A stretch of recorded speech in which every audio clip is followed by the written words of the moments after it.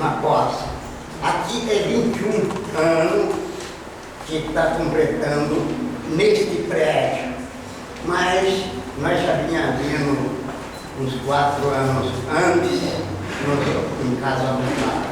Então, estamos comemorando 25 anos nos trabalhos aqui na posse.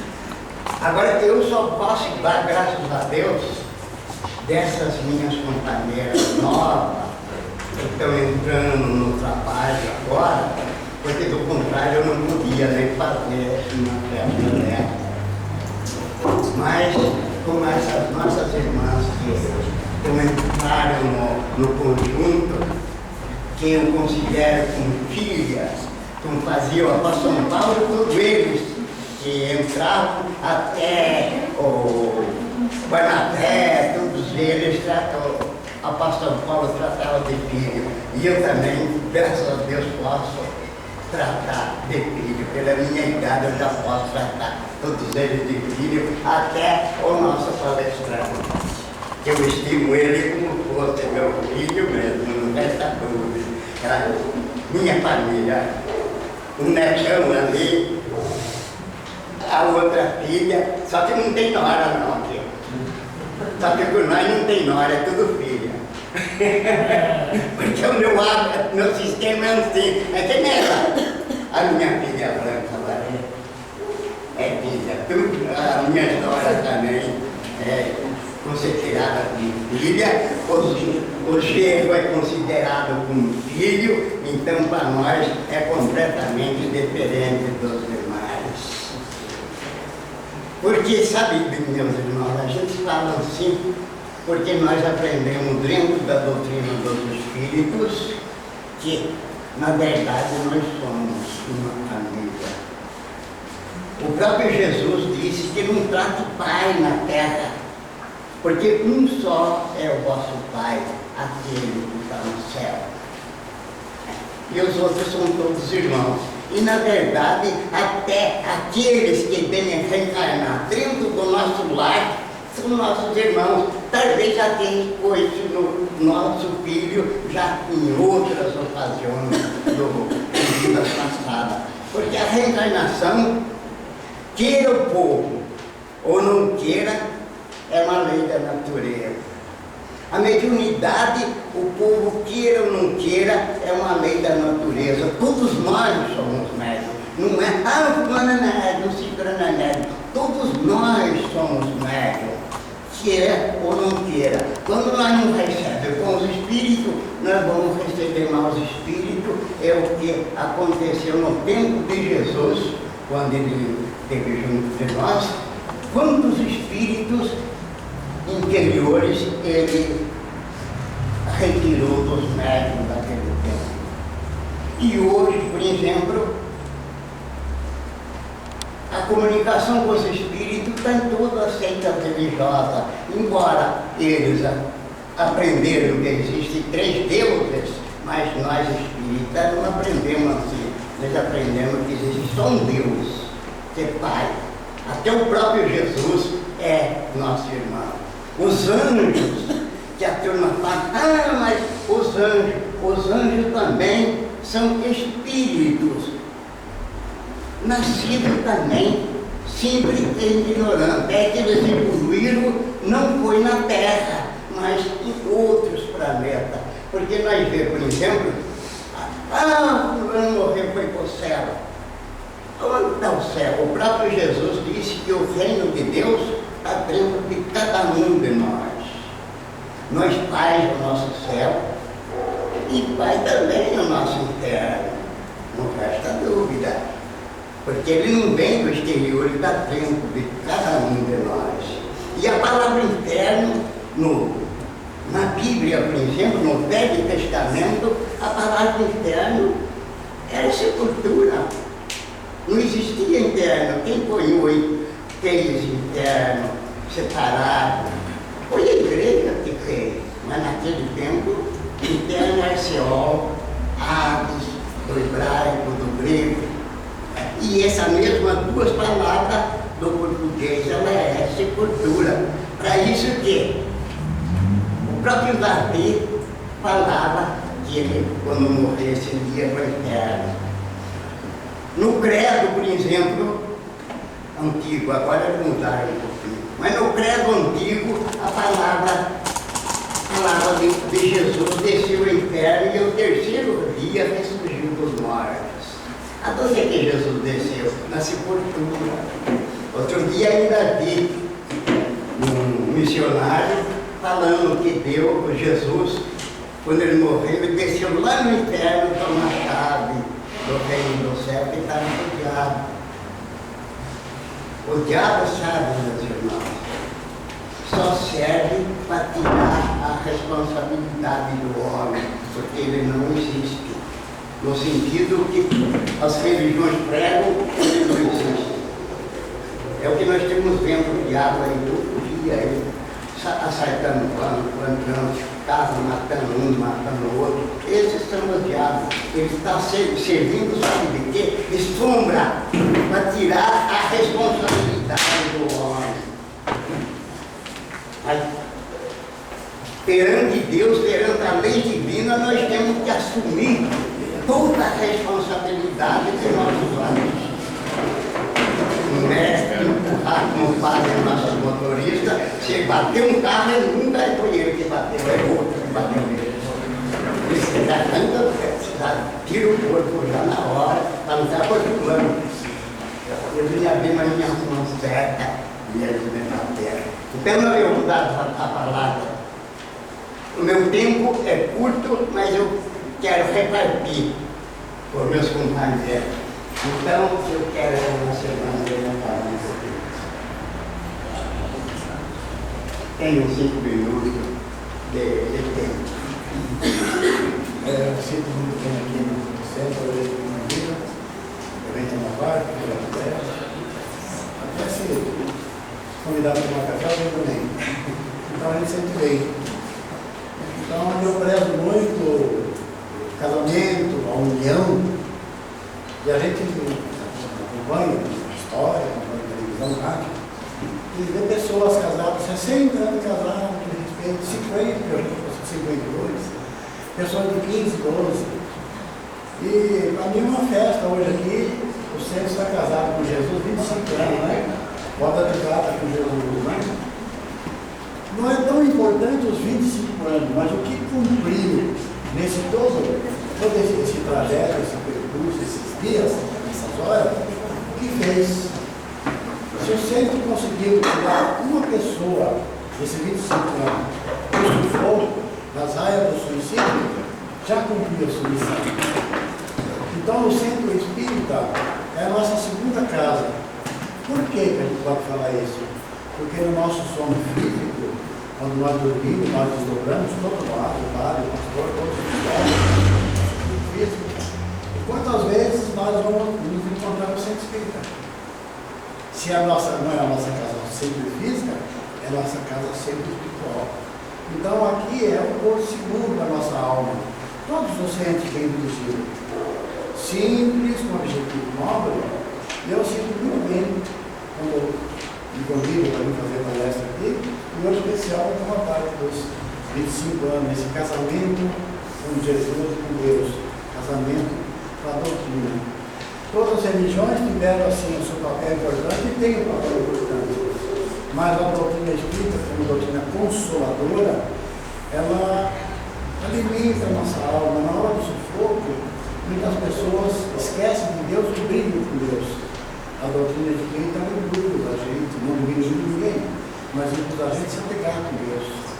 Porque nós temos a certeza da continuidade da vida. Do Espírito. Isso é o consolo, por isso que chama doutrina consoladora. Então, esses 25 anos, quantas pessoas passaram por aqui? Não sei. Quantos mundos mudaram para longe? Não sei. Quantos espíritos tem aqui dentro? Também não sei. Mas deve ter cumprido a missão, né? Deve ter mais desencarnado do que encarnado. Isso é muito bom. Então, é um oásis.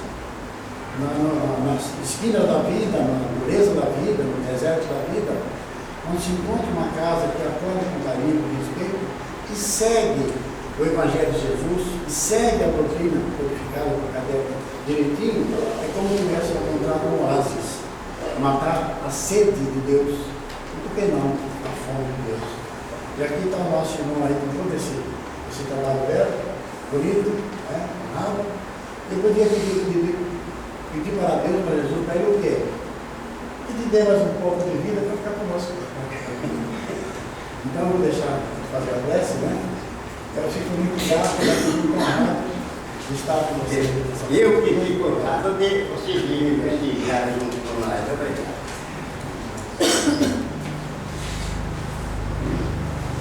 Meu netão agora que vai falar. Agora você também quer 8 minutos que você fala. Não precisa de tudo isso, não. Então, mas Vou agradecer a oportunidade. É sempre uma alegria estarmos no Centro Espírita Junto de Andrade, tendo a oportunidade de ver o nosso querido Aristides, com a sua esposa, Milene, todos os colaboradores que aqui estão, os filhos, os netos. É sempre uma alegria podermos retornar a esta casa, onde meu pai e minha mãe frequentaram, onde, segundo vimos conversando no carro, minha fecundação se deu nessa cidade e nasci em Campinas. Então é com grande alegria falar, antecedendo o meu pai na palestra. Isso é Aristides, como já foi falado muito bem antes, esta casa aqui vem representando muito bem o papel do espiritismo, com simplicidade, humildade, com o propósito de consolar todas as pessoas que aqui vêm, que Jesus, o nosso amigo, possa continuar conservando em vocês, na diretoria, nos frequentadores e trabalhadores, essa força intrínseca para continuarem trabalhando com Jesus e por Jesus. então agora vem a Dona Maria fazer a prece de abertura. Dá a sua palavra e ele vai para a prece da abertura. Agradecemos o Espírito por todas as pessoas que neste dia, né, e nessa hora, vocês me desculpem por eu esquecer, porque às vezes eu quero falar a palavra e não vem na memória, naquela hora. Então, quando eu tenho oportunidade, eu contente de ver o Sérgio, nossos companheiros antigos, né? De falar assim que nós devemos rezar o dia inteiro. Toda a gente fala, imagina rezar o dia inteiro. Eu mesmo, se eu ajoelhar, não levanto, alguém tem que levantar. Se eu Aristides ou alguém aqui também já falou, olha, não é uma graça que nós estamos recebendo dessa reunião? Eu acho que é.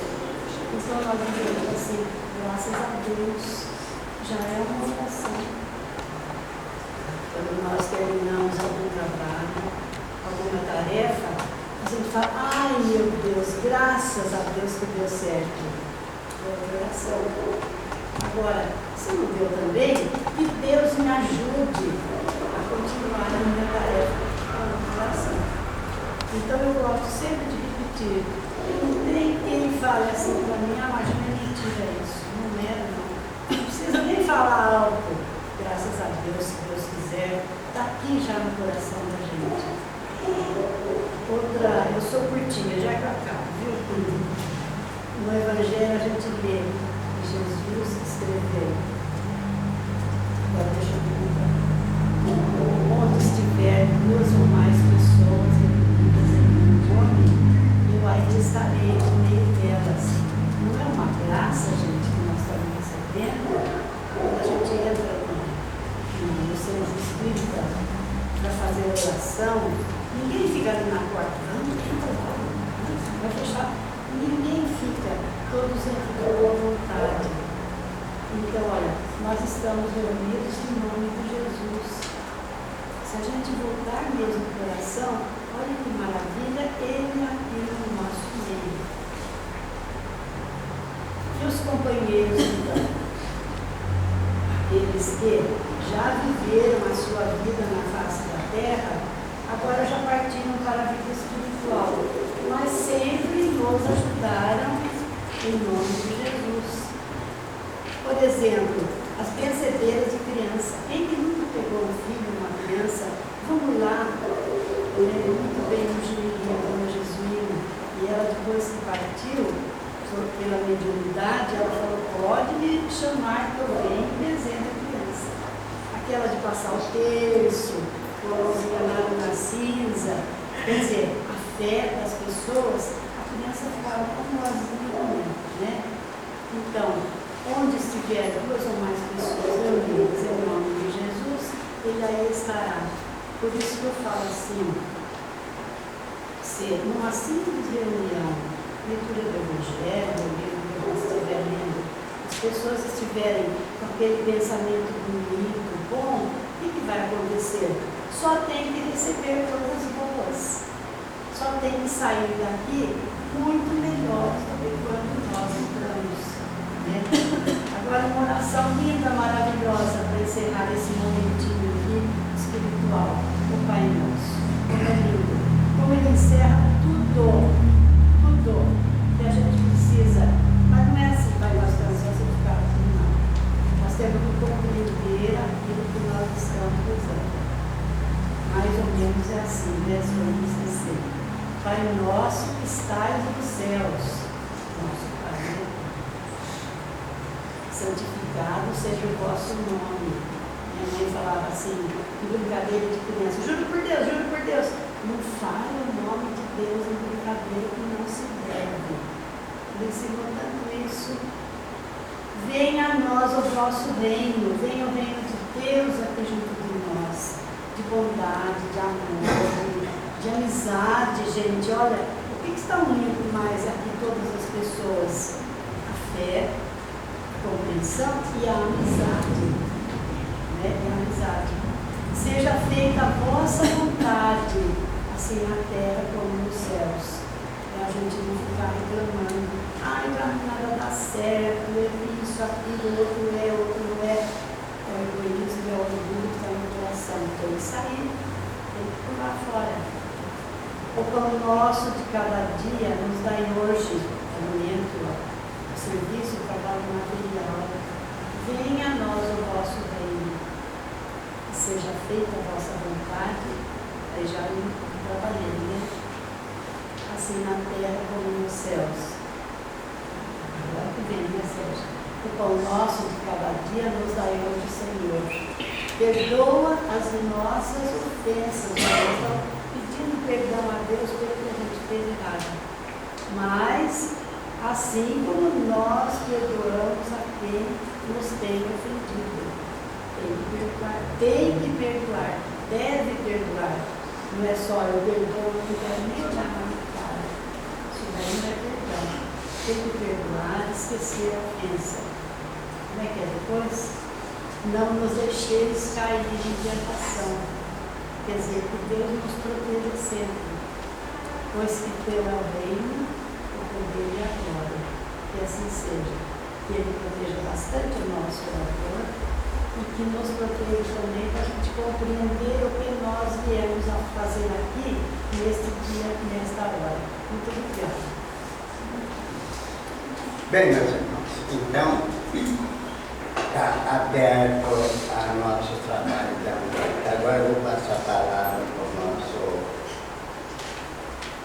Sérgio, que vai fazer a palestra, vai completar aquilo que nós mais necessitamos, porque a doutrina dos Espíritos vem justamente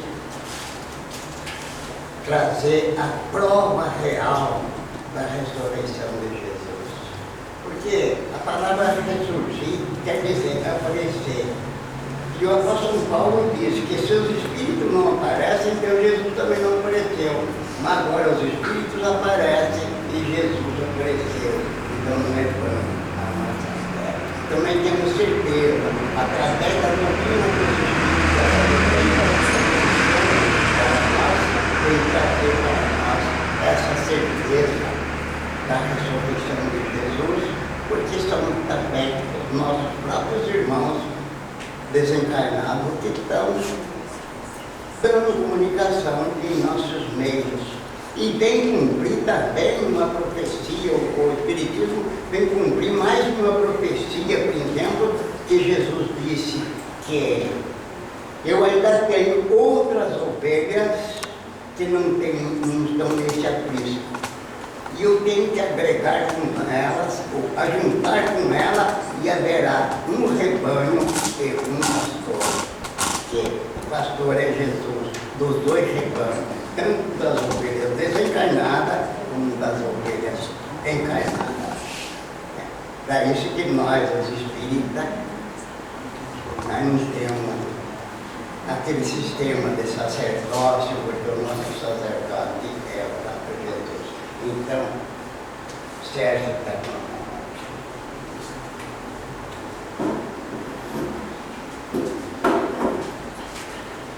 Queridas irmãs, queridos irmãos, que a doce e suave paz do Evangelho de nosso Senhor Jesus Cristo possa nos envolver e nos abraçar.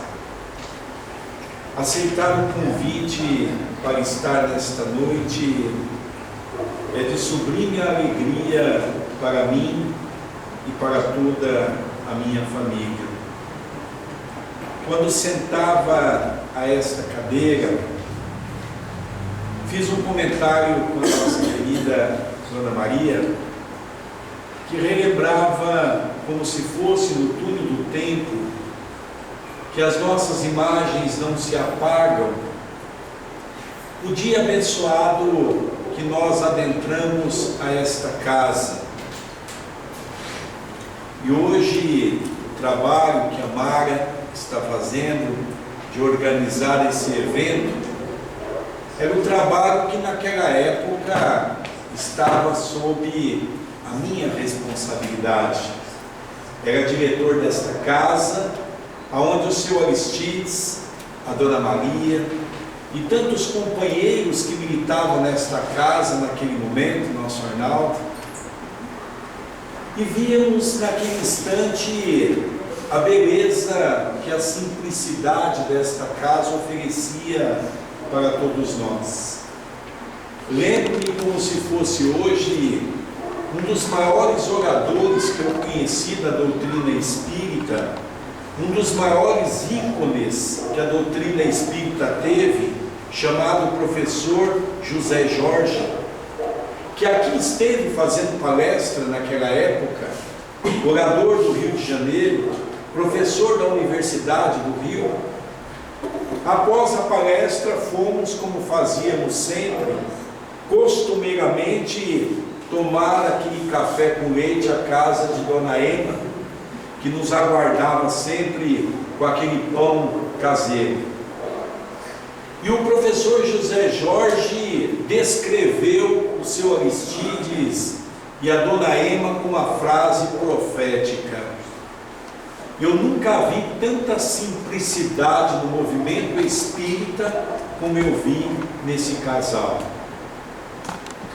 Talvez a dificuldade de nós hoje falarmos nessa casa, porque as emoções tomam conta de nosso coração, quando comentava com a Dona Maria da relembrança de que o nosso querido André Luiz, mostrando a beleza que a vida nos oferece no processo reencarnatório, deu a sua primeira comunicação espiritual nesta casa através da Dona Carmela, uma médium excepcional, uma médium das mais belas que eu já vi trabalhar, uma mediunidade das mais educadas, aonde recebeu esse espírito que dizia da sua missão e do seu trabalho.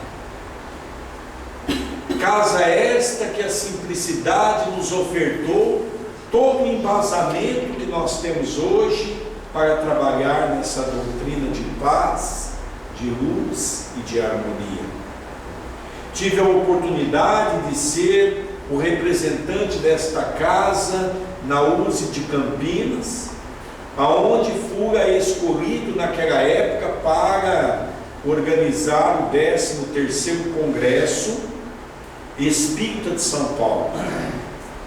Já morando em Itapira, mas iniciando o trabalho pela USE por esta casa.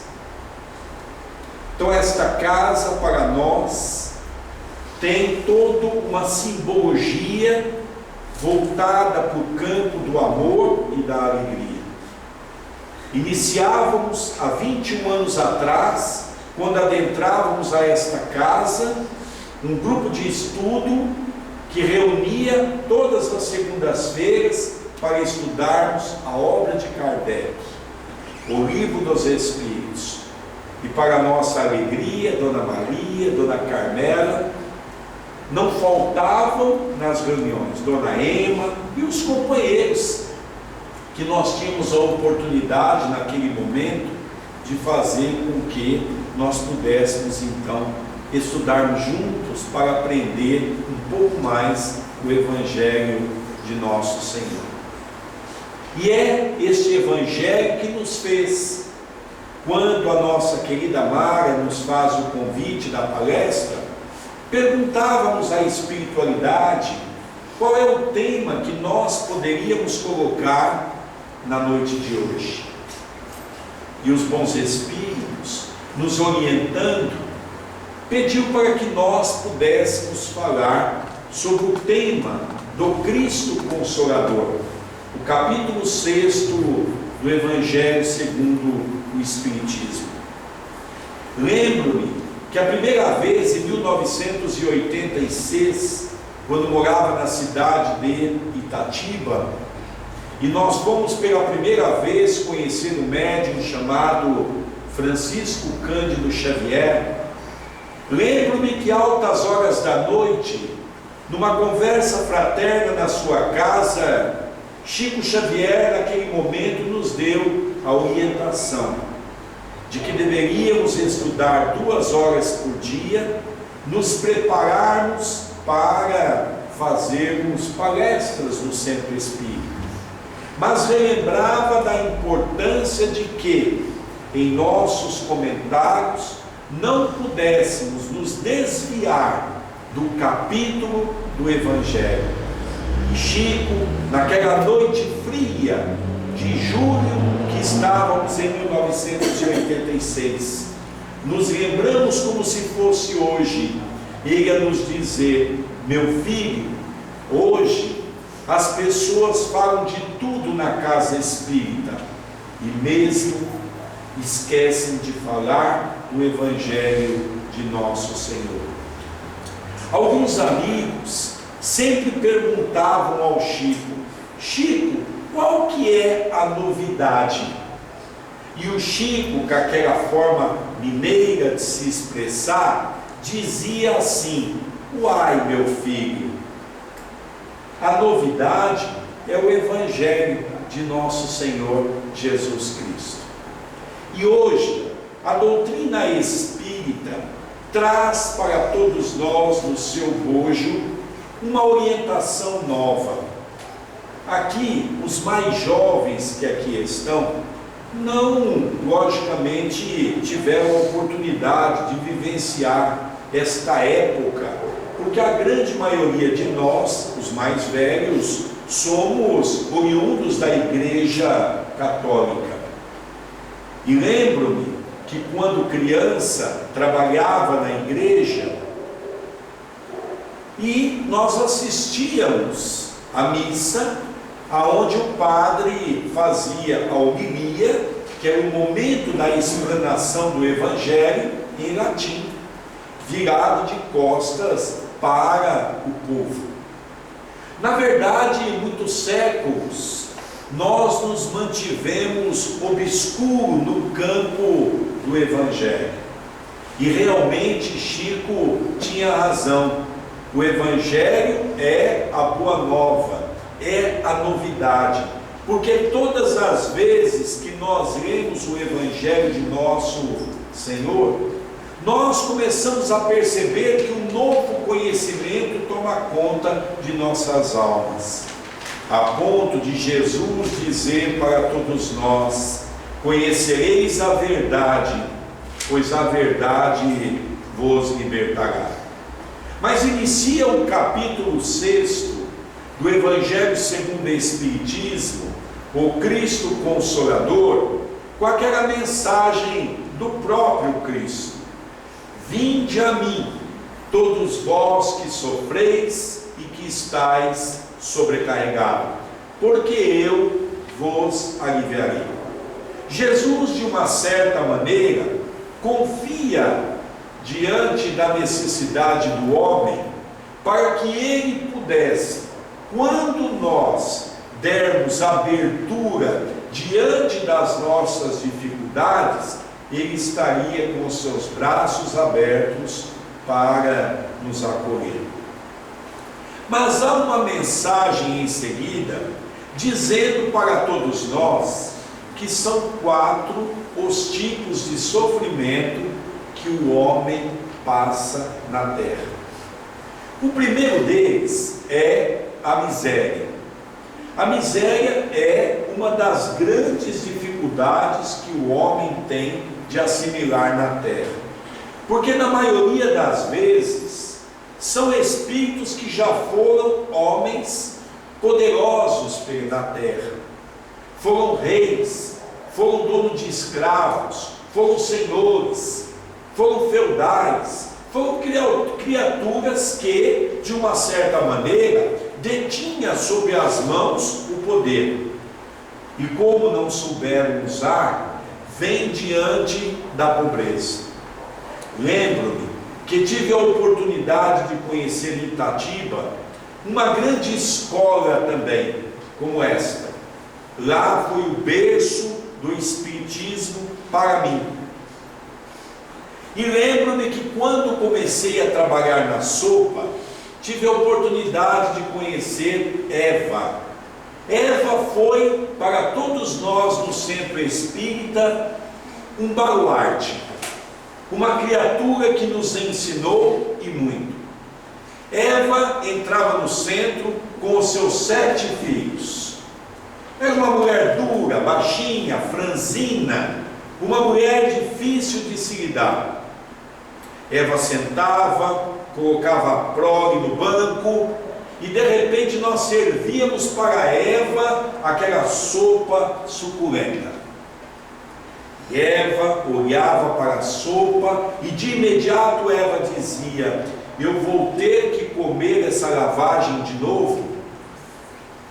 Mas nós ali, como bons espíritas que somos, olhávamos para Eva, tínhamos vontade de pegar a cabecinha da Eva e torcer assim 3 lados para o lado direito e 4 vezes para o lado esquerdo. Mas a doutrina nos ensinava o capítulo da paciência. Mas Eva era difícil. Eva era um espírito que fazia com que todos que estivessem ao seu lado deveria desempenhar o capítulo da paciência. Eva engravidou-se do 8º filho e nos pediu para que nós pudéssemos arrumar um berço. Todos aqui sabem que Itatiba é conhecida no estado de São Paulo por ser uma cidade dos móveis coloniais. E arrumamos um berço para Eva que era muito bonito. Mas confesso que nós não tínhamos assim uma sensibilidade tão grande naquela época. Colocamos o berço naquela Kombi, levamos na casa de Eva. Quando Eva viu o berço, ela diz: meu Deus, como vocês são irresponsáveis. Aonde eu vou colocar esse trubufu, como diz ela? Olha o tamanho do berço, não cabe nem na minha casa. E eu falava: meu Deus do céu, nada contenta Eva. À noite nós tivemos um trabalho mediúnico.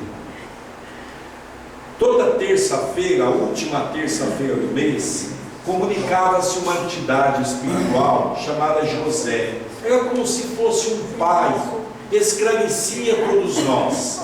E nós chamávamos de Pai José. Ele dava as orientações para o grupo, era um espírito muito bom. E ele então estava à disposição das perguntas. Quando o nosso irmão Antônio de Pablo, o presidente da casa, pergunta a ele: irmão José, nós queríamos saber de Eva. E ali então o Espírito ficou reparando a pergunta: olha, como é que nós devemos lidar com a Eva? Mais ou menos nós, naquela mesma figura de Pedro, quando nós estávamos cansados dos coletores de impostos, queríamos chutar o pau da barraca, como falamos no dito popular, que Pedro chega para Jesus e diz: mestre, quantas vezes eu devo perdoar o meu inimigo? Porque já não aguentava mais de tantas coisas que acontecia. Logicamente Pedro imaginou como nós: olha, você perdoa até 3 vezes, na quarta você já parte para a ignorância. Com certeza Pedro pensou dessa maneira. Mas Jesus então desarmou Pedro, porque quando nos ensina 70 vezes 7, apesar de ser número cabalístico em hebraico, nós sabemos que existe toda a simbologia de uma quantidade enorme. Mas Eva então foi colocada exatamente porque nós já queríamos tocar Eva do centro espírita, não é? Se possível, uma marmita na porta e dizer: Eva, ó, segue o teu caminho, minha filha. E irmão José diz para nós assim: meus filhos, Eva é uma grande professora para todos vocês, ela é uma benfeitora. Eu estava sentado na plateia e eu disse assim: meu Deus, só essa que faltava. Eva ser uma benfeitora. Mas de repente, irmão José, o pai José, como nós chamávamos, deu para todos nós uma aula de evangelho. Quando ele diz assim: pois é, eu vou contar a história de Eva. Eva foi uma rainha muito poderosa na sua última existência. Eva, e ela tinha os traços refinados. Eva andava numa postura que parecia realmente uma rainha. Ainda tinha os traços espirituais de uma rainha. E ela veio com os filhos que foram aqueles que ela perseguiu, e que depois de muitos séculos de sofrimento no mundo espiritual, pediu para vir na miséria e com uma prole de filhos para receber auxílio. Então, Eva é uma grande benfeitora para todos vocês, porque quem está errado são vocês, que acham que estão na casa espírita e são santos, que dão um prato de sopa e acham que são caridosos. Mas, na verdade, não se esqueçam de quando alguém dá um prato de sopa para alguém necessitado, o maior beneficiário não é o necessitado, é quem dá o prato de sopa, porque está quebrando as raízes do orgulho, do egoísmo e da vaidade. Vejamos a concepção que a doutrina espírita traz do Evangelho de nosso Senhor. Se a miséria é um dos pontos de sofrimento, existe também o segundo, que é as decepções. Todos os dias nós usamos aquela célebre frase: me decepcionei com a minha esposa, me decepcionei com o marido, me decepcionei com os filhos, me decepcionei com o meu patrão, com o meu funcionário, me decepcionei na casa espírita com os companheiros. E é interessante que nós sempre nos decepcionamos quando alguém deixa de fazer aquilo que nós queremos. Mas hoje a doutrina espírita nos faz relembrar aquela questão longa do Livro dos Espíritos de Santo Agostinho. Conta Santo Agostinho que toda noite, quando ele iria dormir, ele fazia a seguinte indagação na sua prece: o que ele fez de bom e o que ele fez de mal. O que ele fez de bom é uma obrigação do cristão, e o que ele fez de mal, ele deveria corrigir. Atendeu mal alguém, falou alto com alguém, desprezou alguém, então dizia a ele: preciso corrigir esses meus defeitos.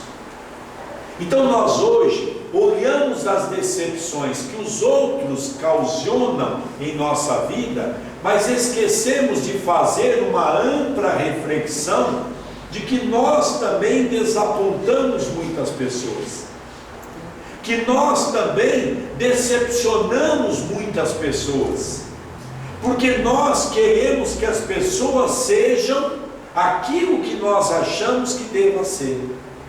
Tem pessoas que nos procuram no centro espírita e dizem assim: Sérgio, eu não faço mais a caridade, porque as pessoas são muito ingratas. Olha, realmente você não deve fazer, porque você não está preparado para fazer. Porque se você fizer alguma coisa no campo da caridade, como já dizia Jesus, que a sua mão direita não saiba o que faz a esquerda, e você quer que todos vejam, você quer que a pessoa beije o seu pé de agradecimento, você está totalmente equivocado. Porque Jesus nos ensinou que devemos trabalhar para a libertação de nosso próprio conhecimento, da nossa própria ignorância. Conhecereis a verdade, pois a verdade vos libertará.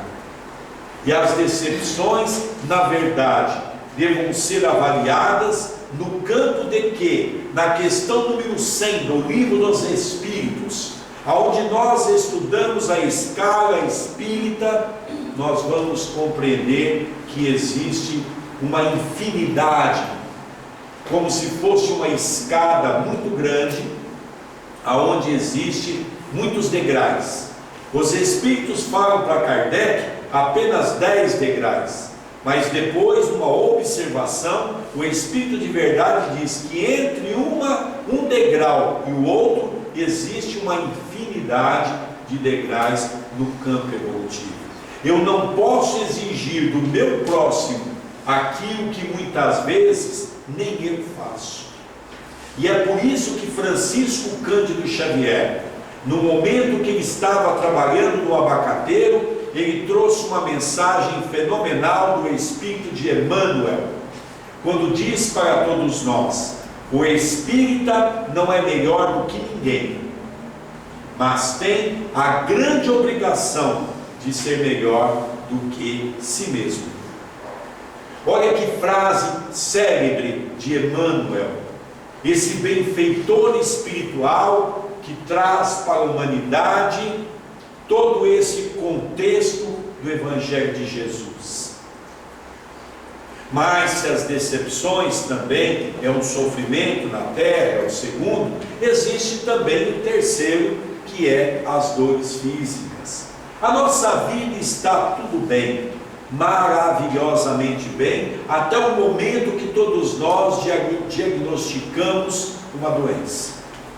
E de repente, a casa que estava estruturada, porque financeiramente estava tudo bem, a casa que estava de uma certa forma enraizada com tudo aquilo que o materialismo nos oferece muitas vezes, vem a notícia de uma doença grave. A casa se arruína, a casa cai. E todos nós, pelo desespero, começamos a questionar Deus. Começamos a questionar: onde está Deus que me abandonou? É interessante que todos nós sabemos que nos Estados Unidos é o país que mais trabalha com pesquisas no mundo. Certa feita, um grupo de médicos começaram a perceber que existiam dois grupos de pessoas que tinham câncer. Começaram a separar essas pessoas em dois grupos: o chamado grupo dos otimistas e o chamado grupo dos pessimistas. Pegaram dois grupos com a mesma doença com o mesmo estágio da doença, nas mesmas condições. Um grupo de homens e um grupo de mulheres para cada lado. E perceberam que durante alguns anos um fato e um fenômeno ocorreram. Aqueles que eram pessimistas achavam que o mundo havia acabado para todos eles, que Deus não existia, que o Deus o abandonou, que entraram naquele processo de revolta, desencarnaram com pouco tempo. Mas aquele grupo que saiu para a vida, que continuaram a sua caminhada, que agradeceram a Deus, que lutaram pela vida, resistiram muitos, por muitos anos, mostrando para todos nós que a doença muitas vezes não pertence ao corpo. Há dois títulos que nosso Senhor Jesus Cristo admite diante da sua escalada na terra. A primeira, quando Pedro diz: ó bom mestre, Jesus diz: Pedro, pare aí. Bom é só Deus que estás nos céus. Podereis me chamar de mestre, porque com toda a simplicidade de Jesus, sabia ele que ele era o educador da alma. E no Espiritismo, ele vem trazer uma mensagem que está no capítulo do Cristo Consolador, que no livro dos médiuns, Allan Kardec, pela tua sensibilidade, coloca no rodapé, que conhecendo o médium que recebeu aquela mensagem, e sentindo o teor que havia naquela mensagem, aquela mensagem pertencia ao Espírito de nosso Senhor Jesus Cristo, aonde ele se intitula como o médico das almas. Vejamos, se Jesus é o médico das almas, qual é a doença pertinente aos homens na terra? É uma doença assemelhada ao grupo dos alcoólatras. Porque se nós chegarmos para um alcoólatra e dizer a ele: você é alcoólatra, ele briga com você e diz assim: você está enganado, eu bebo socialmente. E a maior dificuldade do alcoólatra, e muitas vezes dos drogaditas, é aceitar que eles são doentes. E é por isso que quando eles percebem que eles já estão doentes, já está muitas vezes em alto nível o processo da viciação. Mas qual é então essa doença? É o chamado a doença das almas. Eu vim à terra, diz ele a Pedro, para curar os doentes, porque os sãos não precisam de remédio. Vejamos que a nossa doença é uma doença das mais gritantes. É a doença da alma que se faz no nosso orgulho e no nosso egoísmo. Essas duas chagas da humanidade, que corroem os corações da criatura humana, que denigre o ser por não entender o capítulo da humildade. É o orgulho e o egoísmo que tem feito com que nós continuemos nessa escalada na terra, nesse mundo ainda primitivo. Por mais que nós estudemos o capítulo do mundo de provas e expiações, todos nós sabemos que ainda as nossas atitudes, em alguns momentos de nossa vida, são momentos primitivos. Então essa doença, que muitas vezes se encontra de uma forma agigantada em nosso coração, faz com que nós nos afastemos do Evangelho. Mas existe o quarto tipo de sofrimento, que é a perda dos entes queridos. Tive a oportunidade, no ano passado, nas comemorações dos 100 anos da vida e obra de Chico Xavier, como nós tivemos a oportunidade de frequentar inúmeras vezes o médium Chico Xavier, nós fomos convidados para alguns congressos no Brasil. E entre eles nós tivemos em Fortaleza, aonde teve o 13º CENEICE. organizado pelo ICE, Instituto de Cultura Espírita de Fortaleza. E ali, o nosso capítulo que nós deveríamos desenvolver é exatamente Chico Xavier, o Correio do Além. Chico Xavier recebeu mais de 10.000 cartas do além-túmulo, homenageando famílias que perderam o filho, uma filha, o pai, a mãe, o esposo ou a esposa. Mensagens de uma naturalidade que impressionava as criaturas. Podemos constatar mensagem escrita em várias línguas, inclusive no aramaico. Mensagens trazida nas 3 espécies de mediunidade ensinada por Allan Kardec no Livro dos Médiuns: a mediunidade intuitiva, a mediunidade semimecânica e a mediunidade mecânica. Mediunidade esta que abriu no judiciário brasileiro uma grande porta para fazer com que 2 réus pudessem ser absorvidos por uma carta do espírito daquele que foi ou que desencarnou. Por que a ciência, estudada pelo capítulo judiciário, aceitou essas 2 cartas para inocentar aqueles 2 réus?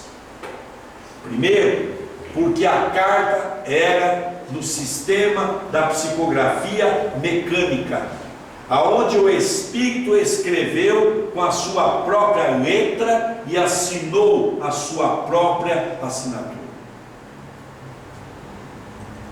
mostrando para todos nós que o mundo espiritual está muito mais perto de cada um de nós do que nós imaginamos.